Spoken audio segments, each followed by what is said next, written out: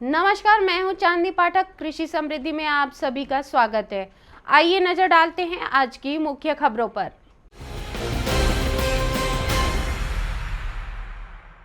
महाराष्ट्र में आज कैबिनेट की बैठक में अनिल देशमुख ने सोयाबीन फसल पर चर्चा की। उन्होंने कहा, सोयाबीन का आयात करने के निर्णय से किसानों को नुकसान झेलना पड़ रहा है। उन्होंने कहा कि सोयाबीन का किसानों को अच्छा दाम मिले, इस बारे में वे केंद्र सरकार को सूचित करेंगे। सोयाबीन के बारे में आपको पता है कि सोयाबीन के बीच में करीबन 42 रुपए प्रति क्विंटल भाव है। अभी वो 38 रुपए प्रति क्विंटल हो गया है।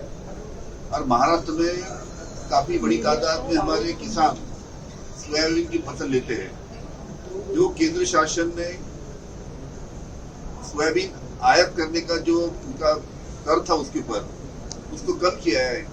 इसके वजह से काफी बड़ी तादाद में सोयाबीन यहाँ पे आयात हो रहा है। उसके कारण किसानों के सोयाबीन के भाव महाराष्ट्र में कम हो रहे हैं। आज के मंत्रिमंडल में चर्चा हुई कि केंद्र शासन में जल्द से जल्द जो सोयाबीन आयात होने का जो दाम, उनके जो टैक्सेस है वो बढ़ाना चाहिए, ताकि सोयाबीन के भाव यहाँ पे किसानों को अच्छी तरीके से मिल सके। क्रिसमस और नए साल के स्वागत के लिए प्रशासन ने दिशा निर्देश जारी कर दिए हैं। कोरोना के मद्देनजर और वायु गुणवत्ता ध्यान में रखते हुए प्रशासन ने नए साल के स्वागत के लिए केवल 35 मिनट तक ही पटाखे फोड़ने की अनुमति दी है। नेशनल ग्रीन ट्रिब्यूनल ने खराब वायु गुणवत्ता और कोरोना के खतरे के कारण देश भर में पटाखों की खरीद और बिक्री पर प्रतिबंध लगा दिया है, लेकिन उन शहरों में आतिशबाजी को अनुमति दी गई है जहां क्रिसमस और नए साल के स्वागत के लिए हवा की गुणवत्ता अच्छी है। 31 दिसंबर की रात 11:55 बजे से रात के 12:30 बजे तक यानी केवल 35 मिनट ही पटाखे फोड़ना संभव होगा। यदि कोई नियमों का उल्लंघन करता है तो उसके खिलाफ सख्त कार्रवाई की जाएगी। राज्य में बुधवार को कोरोना के 5,600 नए मामले दर्ज किए गए, जबकि 111 मरीजों की मौत हो गई है। पिछले 24 घंटे में राज्य में 5,027 मरीज कोरोना मुक्त हुए। यह जानकारी राज्य के स्वास्थ्य विभाग द्वारा दी गई। स्वास्थ्य विभाग के अनुसार एक दिन में 5,600 कोरोना संक्रमितों का कुल आंकड़ा 18,32,176 तक पहुंच गया है। वहीं राज्य में अब तक ठीक हुए मरीजों की संख्या 16,95,208 है और अब तक कुल 47,357 मृत्यु के आंकड़े दर्ज किए गए हैं। राष्ट्रसंघ तुकडोजी महाराज नागपुर विश्वविद्यालय मध्य भारत के सबसे प्राचीन विश्वविद्यालयों में से एक है। इस विश्वविद्यालय से 97 वर्षों से एक बढ़कर दिग्गज पढ़कर निकले हैं, लेकिन खराब नीतियों और प्रबंधन के चलते विश्वविद्यालय की स्थिति इतनी बुरी हो चली है कि केंद्रीय मानव संसाधन मंत्रालय ने नागपुर विश्वविद्यालय को देश के टॉप 150 विश्वविद्यालयों में भी नहीं माना। यहाँ तक कि नागपुर विश्वविद्यालय को टॉप 150 से 200 विश्वविद्यालयों के समूह में आखिरी स्थान पर रखा गया। अनेक मामलों में नागपुर विश्वविद्यालय के कई विभागों ने बिल्कुल शून्य अंक प्राप्त किए हैं।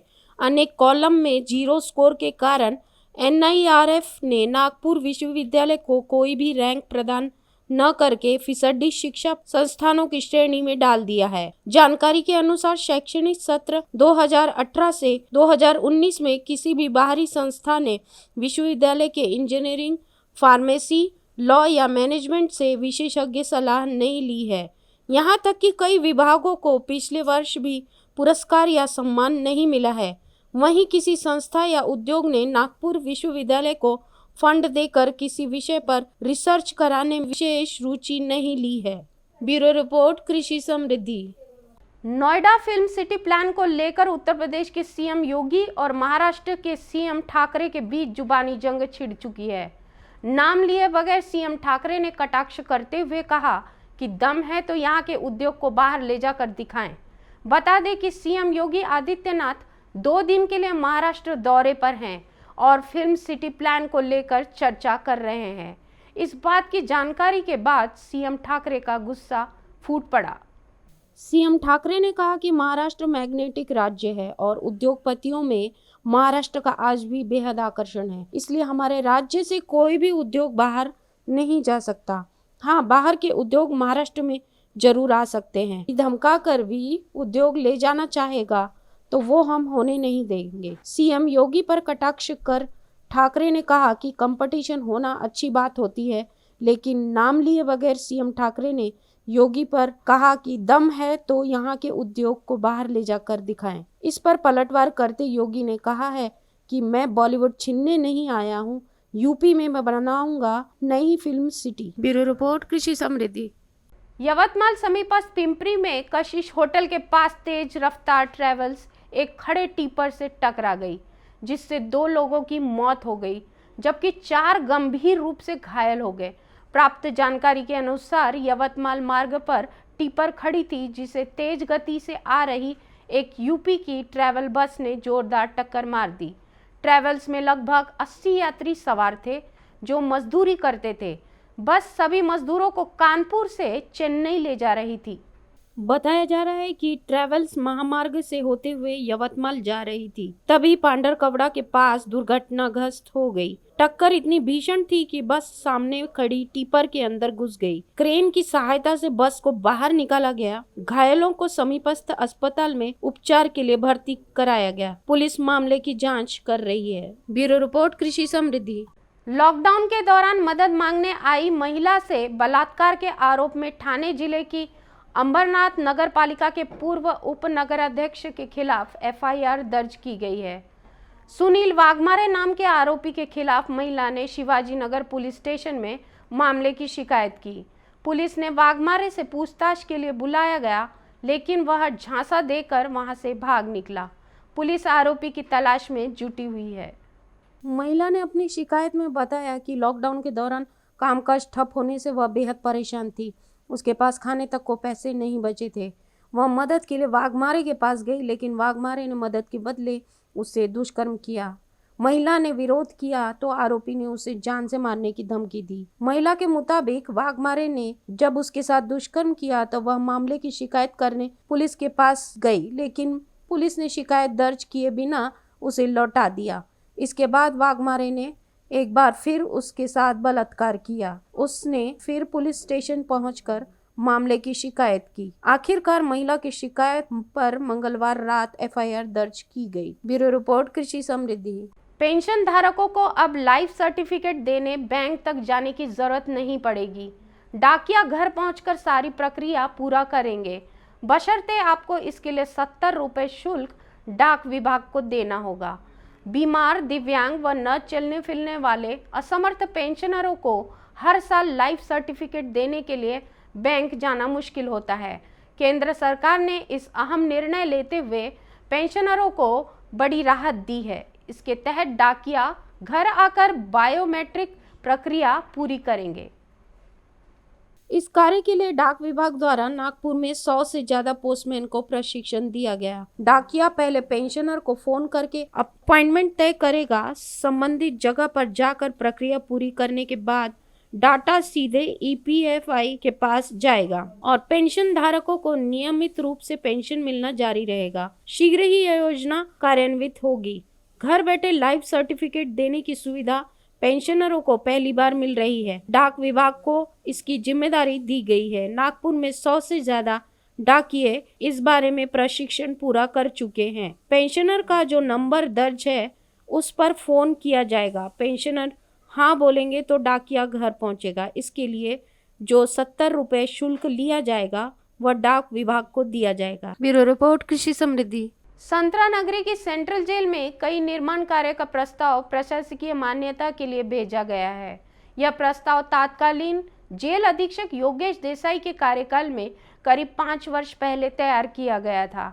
सूत्रों के अनुसार कैदियों की बढ़ती क्षमता को देखते हुए 8 नए बैरक बनाने का प्रस्ताव तैयार किया गया है। सूत्रों के अनुसार इस बैरक को बनाने की प्रशासनीय मान्यता मिल गई है, परंतु बैरक निर्माण कार्य के लिए फंड नहीं मिला है। कोरोना वायरस के कारण भी जेल का निर्माण कार्य रुका है। निधि मिलने पर निर्माण कार्य शुरू कर दिया जाएगा। 1 मंजिल जेल की इमारत का प्रस्ताव भी मान्यता के लिए भेजा गया है।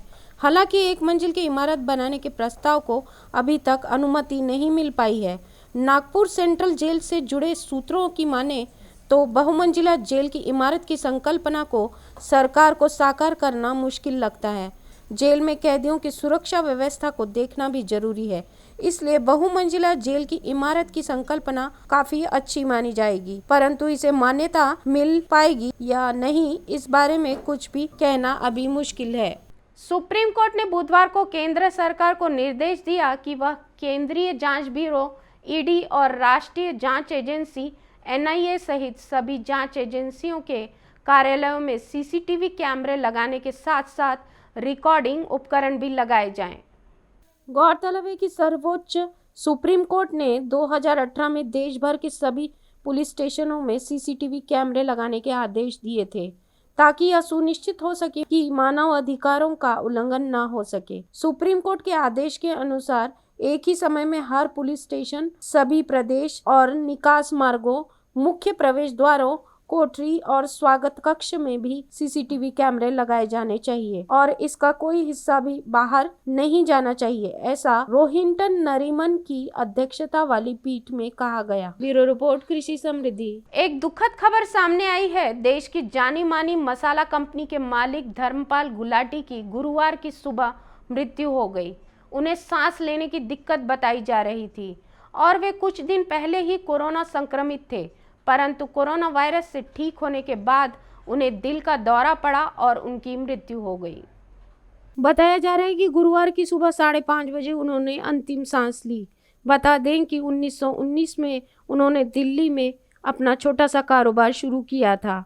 परिवार के भरण पोषण के लिए उन्होंने शुरुआत में लकड़ी के छोटे से बॉक्स में मसालों की बिक्री शुरू की थी और व्यवसाय को आगे बढ़ाया तथा भारत की सबसे प्रसिद्ध मसाला कंपनी के रूप में लाकर खड़ा कर दिया। 98 की उम्र में भी वे अपनी कंपनी के मसाला कंपनी के विज्ञापनों में दिखाई देते थे। इमामबाड़ा थाना क्षेत्र में पुलिस के गश्ती दल को देखकर भाग रहे एक दोपहिया चालक का पीछा कर पकड़ने पर पता चला कि वह वाहन चोरी करने में माहिर है। पुलिस ने इस नाबालिग वाहन चोर से 2 एक्टिवा और 2 मोटरसाइकिल सहित करीब 1,05,000 रुपए का माल जब्त किया। पुलिस सूत्रों के अनुसार सीरसपेट निवासी गौरव वानोड़े ने 27 नवंबर को इमामबाड़ा थाने में वाहन चोरी की शिकायत दर्ज कराई थी। इस बीच वरिष्ठ पुलिस निरीक्षक मुकुंदा सालुंके के मार्गदर्शन में सहायक पुलिस निरीक्षक संतोष कदम व डीबी स्क्वाड गश्त कर रहा था। गश्ती दल को देखकर नाबालिग चोर दोपहिया वाहन से भागने लगा। पुलिस ने उसका पीछा कर दबोचा। पूछताछ में उसने बताया कि यह दोपहिया सीरसपेट क्षेत्र से चुराया है। पुलिस ने उसे हिरासत में लेकर पूछताछ करने पर 2 एक्टिवा और 2 मोटरसाइकिल चोरी करने का गुनाह कबूला। इसी के साथ आज के मुख्य समाचार यहीं समाप्त होते हैं। तब तक के लिए देखते रहिए कृषि समृद्धि। नमस्कार।